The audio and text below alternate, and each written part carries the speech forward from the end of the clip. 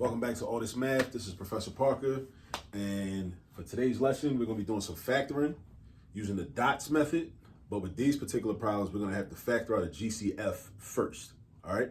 Sometimes when we use the dots method or the difference of two squares method, right, and we set up our two sets of parentheses, we can go straight to it, right? If we got two terms, right, or we got binomials, basically, we're dealing with binomials, they're both perfect squares, and they're separated by a minus sign, all right? Sometimes you can get straight to it. Other times, there's a GCF that you got to pull out. Now, these examples do not deal with this reality, but sometimes you'll have a difference of two squares that has a GCF, but because the two terms are already perfect squares, you got an option. You can either pull the GCF out first and then do the difference of two squares thing, or you could do the difference of two squares thing first and then pull the GCF out later. Now, these examples ain't like that. I'm gonna get to another video where I do a bunch of examples just like that. You know what I'm saying? Because I want to make sure you see all the different types of examples, right? Because I know that's one of the complaints. A lot of students be like, well, when we was in class, the problems was easy. But then for homework, we had to do the harder problems that we don't know how to do, right? Now, there's a reason that teachers do that, because they're giving you an opportunity to have something called productive struggle, right? You need to have productive struggle. Like sometimes you need to be given a problem that you ain't seen before, and you need to figure out how to make it work, how to figure it out based on what you learned from doing the easier problems. I know it gets frustrating. It used to frustrate me too, but understand there's a method to that madness. You know what I mean? It's meant to challenge you, and challenge is not a bad thing because that's how you grow. All right. So just think about that. Keep that in mind. But I'm gonna still give you the content so you can see, oh, okay, that's how you do those problems. All right. But then anyway, in terms of these, right? Let's look at number one. Number one says 2x squared minus 18. So when I first look at this, so here's another thing too. Whenever you're trying to factor, right, you kind of want to classify the expression based on what type of expression it is, based on how many terms it has. So ask yourself, is it a binomial, is it a trinomial, or is it a 4-term polynomial? Or is it a 5-term polynomial, or 6 or 7 or whatever? When we deal with binomials, it's only two types of factoring we could do. Well, actually three. We could pull out a GCF, or greatest common factor, from both terms. It could be a difference of two squares, or a combination of those two things I just said. Or it could be a sum or difference of cubes. If it's cubes, that means your biggest exponents are 3s. But that's not the case in none of these. So we ain't worried about sums or differences of cubes in these problems. But you should always try to pull out the GCF. So what I'm gonna do is I'm looking at number one, and I see this says 2x squared minus 18. So I'm looking for a GCF. So I'm looking at 2 and 18, and I'm like, all right, well, what's my GCF between 2 and 18? My GCF between 2 and 18 is 2. So because 2 is common to this term and this term, notice this term has an x squared, but this negative 18 does not have an x. So that's why x is not part of the GCF. Just the 2 is, because 2 is what they share. So what that C in GCF stands for common. Common means what do the terms share, meaning what number can be divided evenly by both of the terms. That's what they share, or that's what they have in common. All right, so what we're going to do is we're going to write this with equal sign. You're going to write a 2, and you're going to write one set of parentheses. All right, now what goes inside the parentheses? What goes inside the parentheses is the quotient between each of the terms and the GCF. Again, what goes inside the parentheses is the quotient between each of these terms and the GCF, meaning you got to do 2x squared divided by 2. Then you take that quotient, right? Because the quotient is the answer you get when you do division, basically. That's all it is. That's a little just math vocabulary. And you throw that in the parentheses in the first slot. Then you're going to do negative 18 divided by 2. You're going to throw that in the parentheses in the second slot, right? And that's how you take out a GCF. So 2x squared divided by 2. And now you got to know how to divide. And you also got to know how to use exponent rules. Not so much in this example, but in a lot of these, you got to know how to use exponent rules for division. So you're going to have x squared. Why? Because what's 2 divided by 2? 2 divided by 2 is 1. So once you got a 1, then you got an x squared next to it. That's just 1x squared.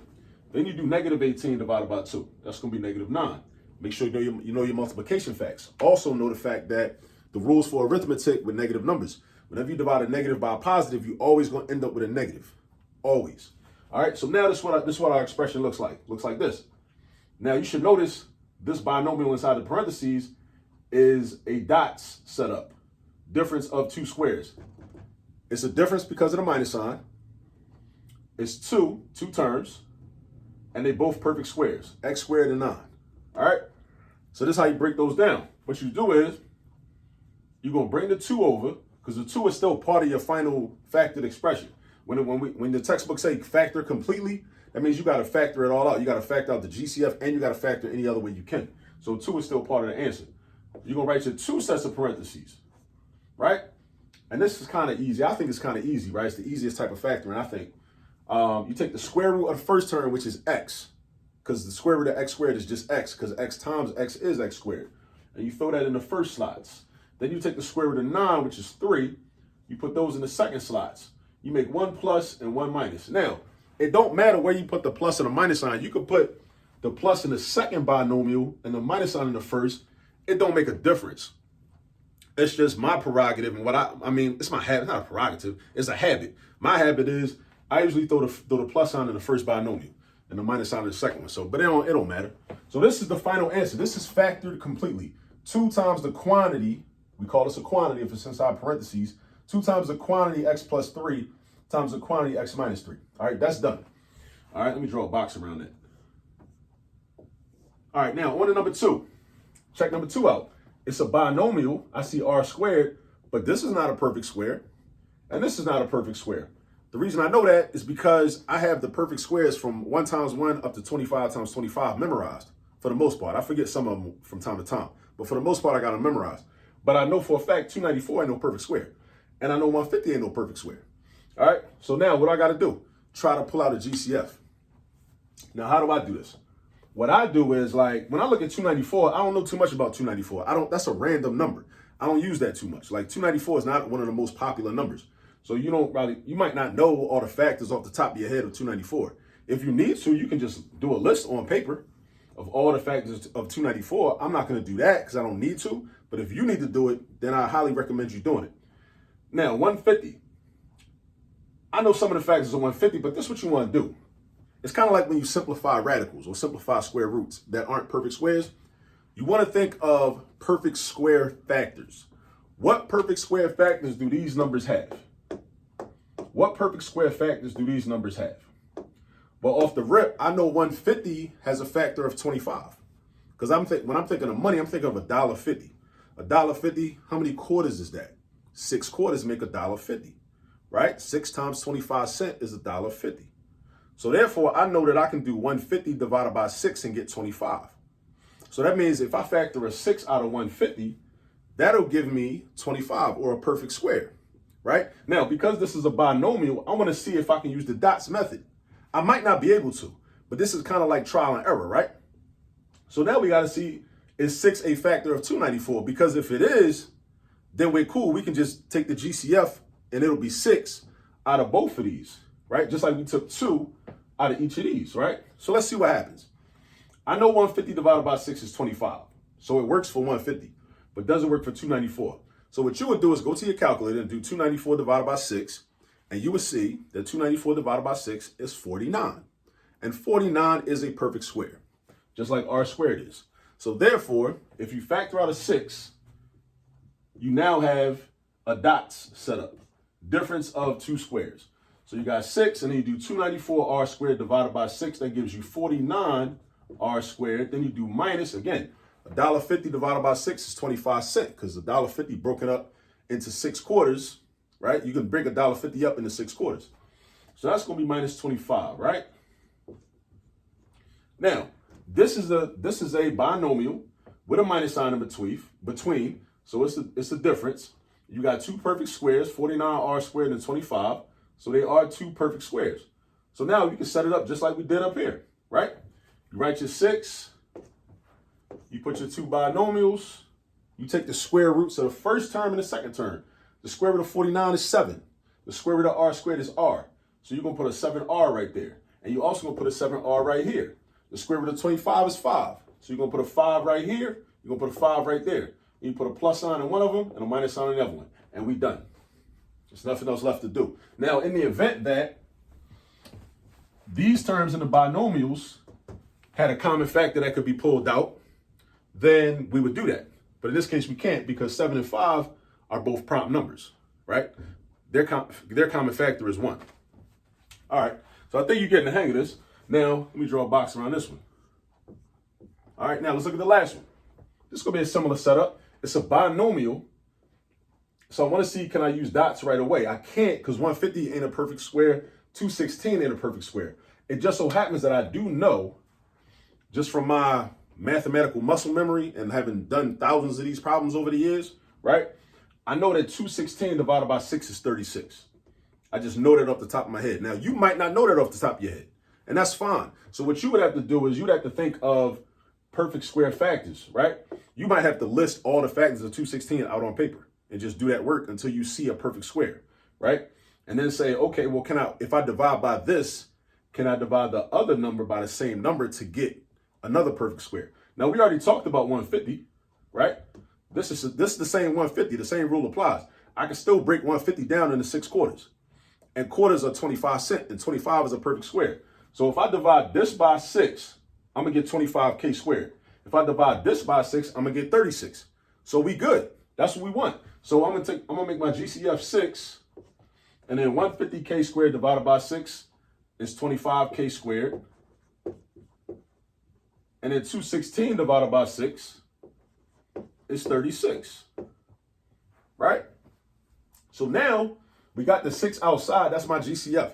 But now I want to break this down because now dots applies. Difference of 2 squares. This is a difference of 2 perfect squares. 25 is perfect. K squared is perfect. 36 is perfect. All right. So now I bring the 6 over. I write 2 sets of binomials. And I just take the square roots. The square root of 25k squared is 5k. Because 5 times 5 is 25. And k times k is k squared. All right. So that's why we put 5k right here. Just like that's why we put 7r right here, because 7 times 7 is 49. R times r is r squared. All right. So we put the 5k over here also. Remember, when you're doing differences of 2 squares, the dots method, when you find the square roots, you write each of them twice. So I just wrote 5k twice. Now we take the square root of 36, we're going to get 6, because 6 times 6 equals 36. So you put a 6 right here and a 6 right here. You write them twice, plus sign, minus sign. And we are finito. Done. All right. So that's that. This is the difference of 2 squares method applied when you have to take out a GCF first. You will see problems sometimes when you got to you go straight into the difference of 2 squares method, right? Like you see something like, I don't know, y squared minus 100.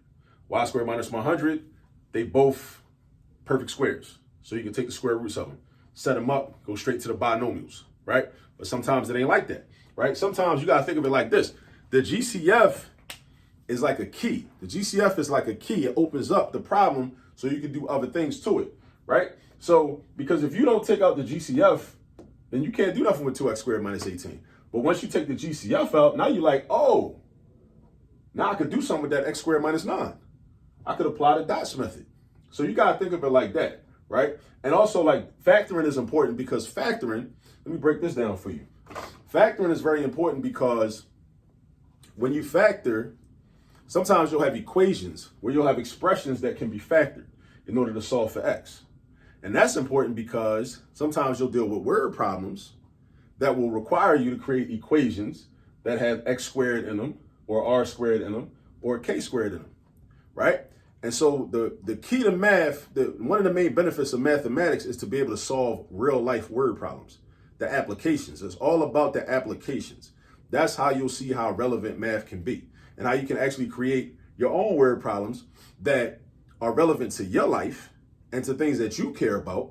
And you can use the same principles from algebra and apply them to those situations so you can solve problems, because that's what this is all about. Learning how to solve problems, because far too often we don't know how to solve problems. We know how to complain about problems.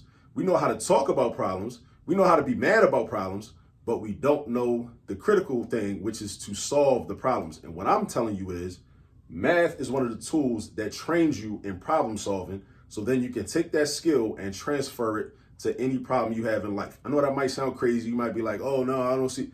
That's fine. Everybody watching this video, I don't expect you to understand fully how you can use problem solving skills from mathematics and apply them to a situation with your girlfriend, boyfriend, husband, wife, supervisor, somebody at your job, your neighbor, whoever, whatever, right? You know, whatever. I don't expect you to understand it, but the more you get into this, you're going to see. It just takes time. But anyway, just make sure you understand this. Get some practice on factoring binomials, right? Where you can use the difference of two squares method, but when you have to factor out a GCF first. All right, get some practice so you can master this skill and become proficient in it. And I'll see you in the next video. Oh, and by the way, shout out to Cheney University. Very noteworthy people. Many teachers were trained, at Cheney University, where, many teachers that have been in the Philadelphia, that worked in the Philadelphia school system throughout the years and all other parts of the country. Shout out to Octavius Cato from the 19th century. Shout out to Fannie Jackson Cottman, also from the 19th century, who later Coppin State University was named after her. So, definitely shout out to Cheney University. Established in 1837 as the Institute for Colored Youth, right in South Philly. And now it's out in Delaware County, I think, or Chester County. I'm not sure. Anyway, I'll see y'all in the next video. Go get some practice. Peace.